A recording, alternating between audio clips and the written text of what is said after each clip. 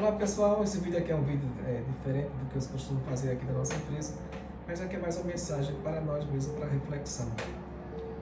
Nós não vivemos num mundo hoje, é o mundo da tecnologia, o mundo da velocidade de informações, num tempo muito rápido.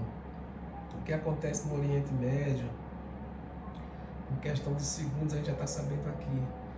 Então, tudo a tecnologia, todo o processo de hoje em dia de modernização de tudo, tornou a vida muito rápida para tudo, né? Uma viagem que antigamente a gente levaria normalmente 3 dias, 2 dias e meio, 2 dias, hoje em dia é questão de minutos, aliás, de horas, né? Uma viagem para São Paulo de Pernambuco era 2 dias, 3 dias de viagem, hoje em dia é questão de horas, já está chegando aqui em Pernambuco o avião, né? A tecnologia cada vez vai também modernizando cada vez mais. Então isso trouxe também as suas consequências, a vida da informática, de vídeos, então você quer resolver as coisas muito rápido. Então isso proporciona para você, muitas vezes para mim, para todos nós, um pouco de ansiedade, né? Então é importante que a gente controle essa ansiedade. Não é fácil controlar, mas a gente tem que tentar, de qualquer forma, tentar ver se você vive mais a vida de forma natural, porque realmente com a internet, com essa invasão dos celulares e tudo, todo mundo está muito conectado, então a gente vê que as pessoas vivem menos a vida, digamos que a vida real, e vivem mais numa vida virtual. Isso também traz consequências também, muitas vezes traz muita ansiedade, as pessoas têm pouca paciência para ouvir um assunto, para fazer um curso, para estudar, porque tem dificuldade em concentração, principalmente os jovens, porque os jovens estão muito acostumados também com a internet. Não só isso, como a gente adulto também, devido à facilidade que ela traz.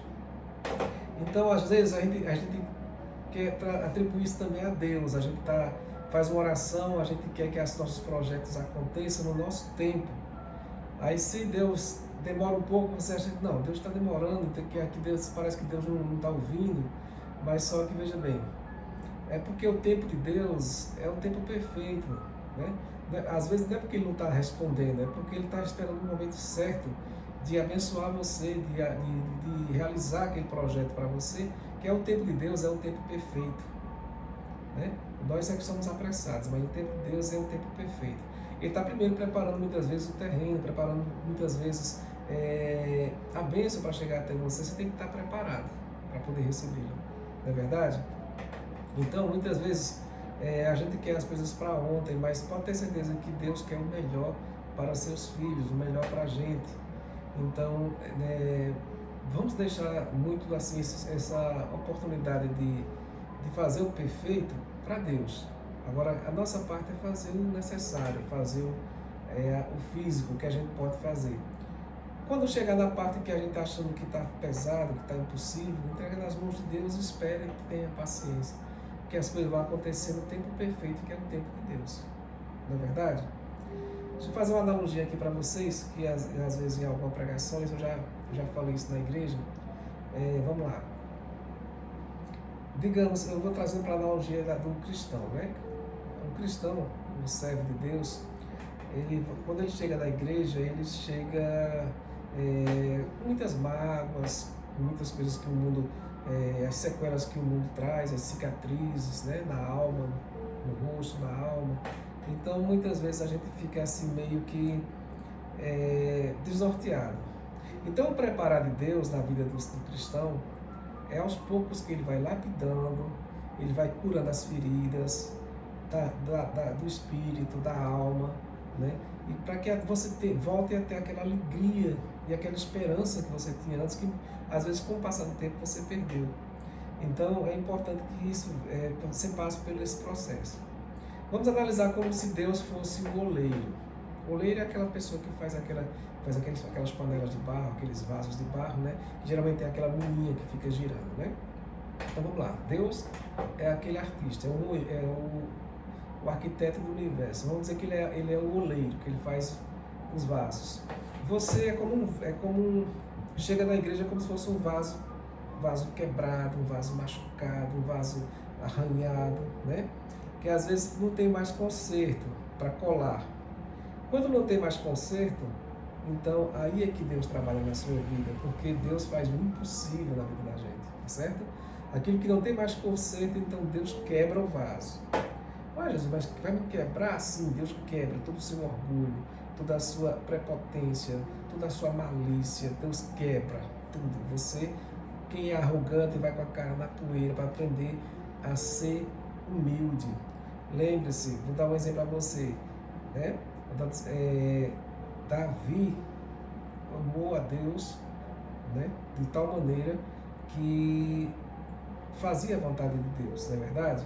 Então, o que foi que Deus fez com Davi? Davi era o quê? Era um cuidador de ovelhas, né? Davi cuidava de ovelhas, tocava pelo nome franzino. Aos olhos humanos, dos irmãos de Davi, o mais fraquinho que tinha em físico era ele, não é verdade? Mas ele, como ele era um pastorzinho de ovelhas que cuidava das ovelhas da família, entendeu? Mas aí Deus levantou ele para ser rei, da humildade que Davi tinha, mas ele teve paciência e no tempo certo, no tempo oportuno, Deus deu a oportunidade e ele abraçou a oportunidade e se tornou rei, né? Verdade? Agora vamos para Saul. Saul foi arrogante, né? Saul foi arrogante e vários reis foram arrogantes também. Quando o rei é arrogante, então Deus derruba, faz ele comer capim para ele entender que sem Deus ele não é nada. Então isso acontece na vida da gente também. Às vezes quando a gente chega na igreja, que a gente chega com arrogância, com prepotência, Deus derruba tudo. Então quando o vaso não tem mais conserto, não cola, Deus quebra o vaso, derruba a sua arrogância e ele faz um vaso novo. Aí depois que ele quebrar, que ele vai machucar aquele barro, o oleiro vai machucar, depois vai peneirar o barro novamente e ele vai molhar aquele barro e vai trabalhar. Coloca ele na moinha, o oleiro vai começar a girar, aquela moinha vai ficar girando e ele vai começar molhando aquele barro e vai moldando aquele barro e a moinha vai girando, daqui a pouco ele vai transformando num vaso lindo e perfeito, maravilhoso, pessoal. Então, quando ele para de girar aquela moinha, né? Aquela peça que dá formato, vai girando, vai pegando forma. Então, o oleiro já começou a trabalhar, já mexeu tudo, já organizou e deu todo um novo formato àquele vaso. Aquele vaso está lindo e maravilhoso. Aí você fala, e aí ele ficou perfeito, Jesus? Ficou perfeito. Ficou maravilhoso o barro. Aliás, o vaso. Só que ele já está pronto? Não. Se o oleiro tirar aquele barro, colocasse na prateleira por enquanto para ir enxugando, ele ainda não está preparado. Ele tem que passar pela prova, ele tem que passar pelo fogo, pelo forno, receber aquela alta temperatura, cozinhar o barro para ele ficar forte e resistente.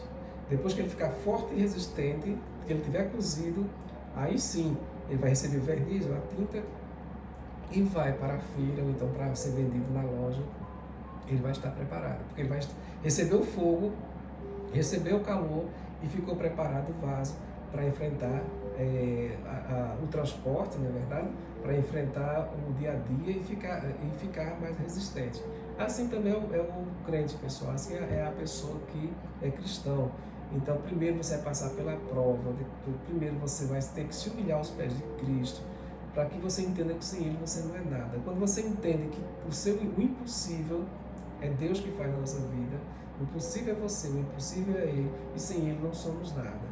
Aí sim aí você dá espaço para Deus agir na tua vida e fazer o melhor para você. Entenda isso, que quando você entende essa parte, é que você vai perceber que sem Deus não somos nada. Então, é isso que eu tenho a dizer para você. Agora, quando você passou pela prova de fogo, quando o crente passa pela prova de fogo, aí é que ele vai estar preparado para um novo dia. E quando você está preparado, que o vaso está pronto, e Deus começa a te abençoar imensamente, pessoal. E aí sim, você vai ver o agir de Deus na tua vida. Amém? Que Deus abençoe vocês. Essa foi a minha mensagem do dia. Que Deus abençoe seus projetos, seus sonhos, né? E tudo no tempo dele vai se realizar. Um abraço, pessoal. Fica com Deus e até o próximo vídeo.